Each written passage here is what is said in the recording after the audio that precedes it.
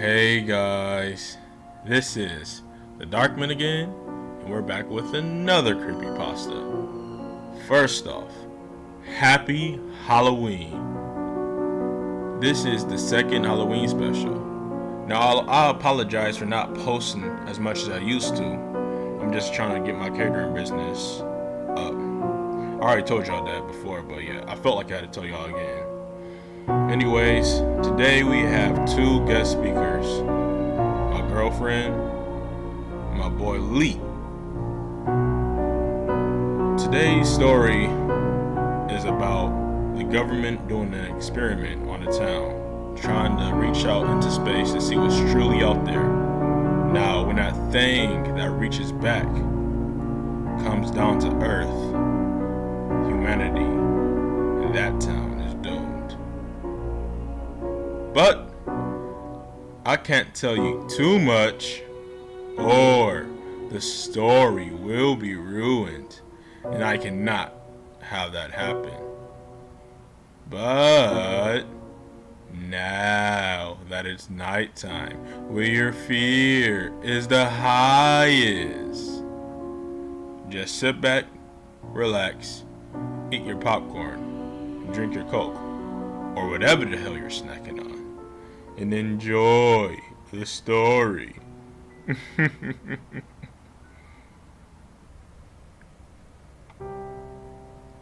Dude, today is such an amazing day. Yes, sir.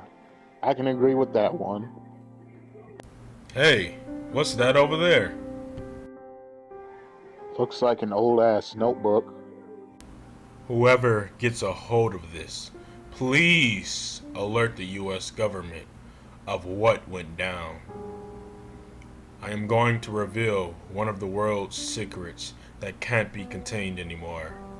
It is the year 1985, October 31st. You may or may not have heard of Brooksville, but this city did exist up until the experiment took place. First off, my name is... This sounds like complete BS. I don't care. Let's keep reading. First off, my name is Jared Patterson. I'm 21 years old and live in Brooksville, Ohio. Everyone I know is either dead or missing, ever since the government began that damn experiment. It all started when I was getting off of work with my best friend George. The leaves underneath our feet crunched as we walked on the sidewalk towards our cars. Finally fucking off, man. Today was boring as hell. Hey, you wanna hit up the bar tonight around 12? As always, you know I love a good drink when the weekend starts.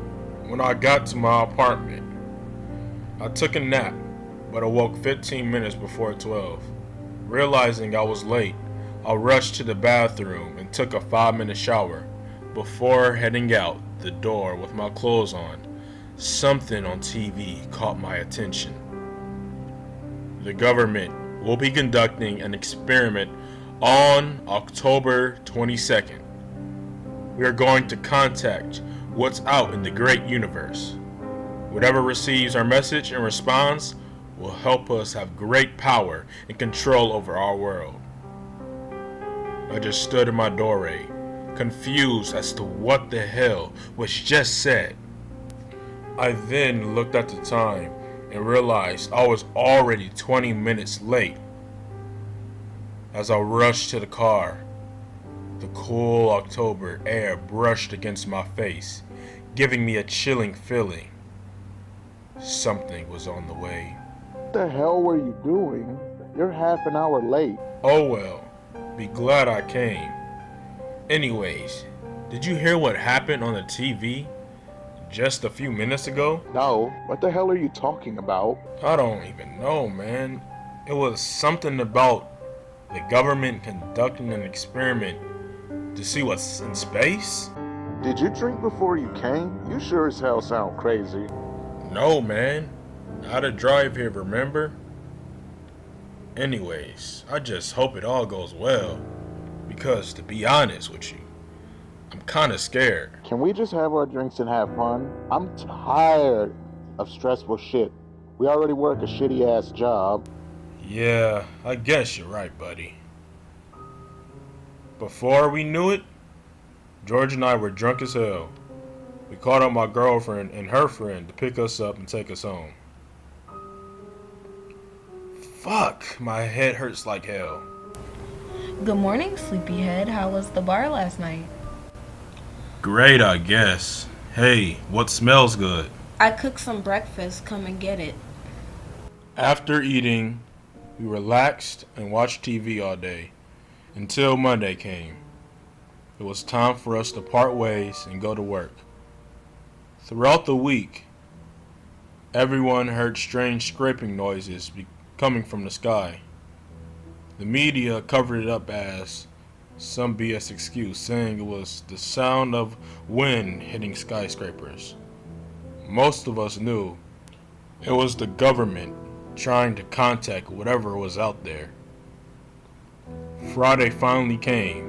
When George and I got off work, we walked out and saw kids already trick-or-treating. Man, I love those days. Everyone was interrupted when the sky got dark. We all looked up at the sky. Once I saw what was up there, my heart froze. Above everyone, the sky started to split open, with two large white hands creating the hole. Once it was completely open, there was something staring at us. It had one eye that was pitch black, void of any emotion, and its whole body was milk white. The whole ordeal felt like an eternity, when in reality, it was probably only 3 seconds max. Once the sky closed back up, everyone began to panic. George and I just stared at each other with horrified expressions. I don't know what the fuck that was, but we gotta leave town, man. I can't just leave my family, man. We'll bring them with us. I just knew that damn government was up to something. George and I parted ways to gather our family and belongings. We decided to meet up at the grocery store. When we walked in, the aisles were almost completely empty. We rushed past people to get whatever we could to survive what we all knew would be the end for us all. Are you all ready? Yes. Alright, let's head out. The traffic is going to be crazy, but we got to leave this place and go somewhere safe. Where exactly is safe? I don't know. I just don't know. As I drove towards the highway, I got stuck in traffic right away. None of it surprised me though. That was until I realized we only moved a few feet within an hour. I just knew something was wrong after that. I got out of my car and started walking forward. Within 5 minutes of walking, I saw what the holdup was. There were army trucks and tanks surrounding the road. Right on cue, an announcement was made on the speaker. It has come to the government's attention that the experiment conducted to contact what's truly out in space has failed. We are sorry for the inconvenience, but we may not allow any of you to leave this city at any cost. If anyone tries to leave the walls, they will be executed right on spot. Do not try to contact the outside world. All electronics have been cut off. Thank you for your cooperation and farewell. Once the intercom was off, everyone had begun to panic. People tried driving past the trucks but were blown up on the spot. There were so many gunshots being made on people running past the trucks. The scene was so gruesome that I threw up. Immediately thinking on my feet, I ran back to the car and told everyone to take everything and run to my parents' house. They were all confused but still complied. Once we got there, I told them everything.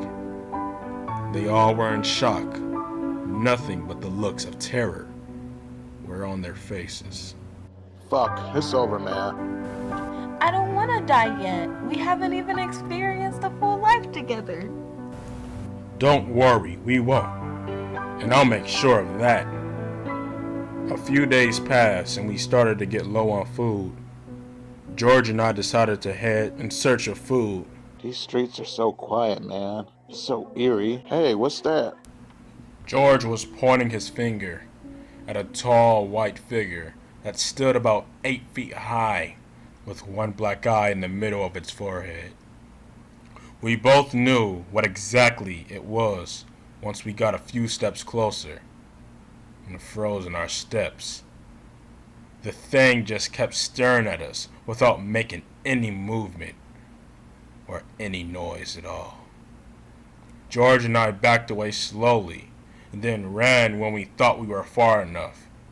When I looked back, I realized the thing still hadn't moved an inch. We finally made it to an abandoned grocery store and stockpiled on whatever food was left. All there was were a few cans of beans. A man with a shotgun came barging in and demanded we give him the food we had. Of course we gave it to him because we feared for our lives. As he left the store, he bumped into that tall white creature we saw earlier. He began panicking and shot at the being with his gun. It had no effect at all, though. It's almost as if its body was bulletproof. The creature lifted the man into the air and opened its mouth wider than humanly possible. A light beam came bursting from its mouth, causing the man to vanish. George and I stared at each other with nothing but fear in our faces. I snapped back into reality and yelled at him, "We need to escape through the back!"